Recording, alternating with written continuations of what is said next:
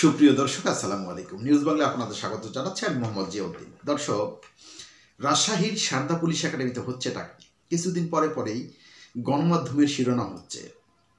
এবার রাজশাহীর সারদা পুলিশ একাডেমিতে প্রশিক্ষণরত পুলিশদের ঠুনকো অভিযোগ এনে অব্যাহতি দেওয়া হয়েছে।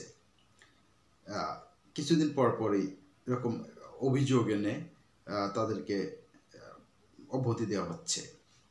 এই পুলিশদের নিয়োগ কখন হয়েছিল? গত 15 বছরে তাদের নিয়োগ হয়েছিল।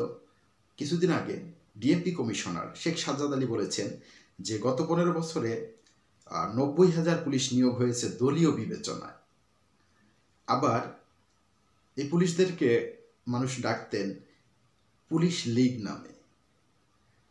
দর্শক, প্রথম আলোর একটি রিপোর্ট, সেখানে বলা হয়েছে রাজশাহী চারঘাটে সারদা পুলিশ একাডেমিতে প্রশিক্ষণরত 8 পুলিশ উপপরিদর্শক এএসআইকে অব্যাহতি দেওয়া হয়। বুধবার সন্ধ্যা 7টার পর তাদের হাতে অব্যাহতিপত্র তুলে দেওয়া হয় এবং বলা হয়েছে রাত 9টার মধ্যে তাদের একাডেমি ছেড়ে চলে যেতে হবে। এর আগে তাদেরকে মৌখিকভাবে নির্দেশনা দেওয়া হয়।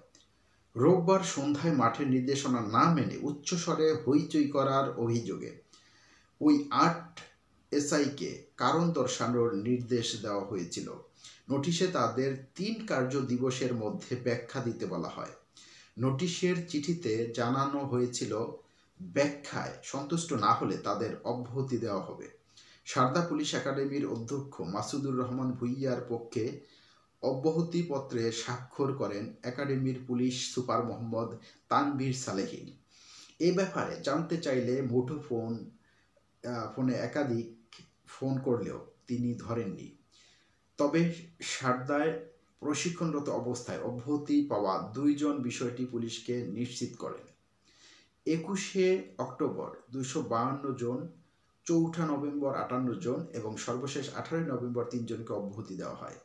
এবার চতুর্থ ধাপে প্রায় একই ধরনের অভিযোগে আরও 8 জনকে শোকজের পর অব্যাহতি দেওয়া হয়। দর্শক, ভালো থাকবেন। আল্লাহ হাফেজ।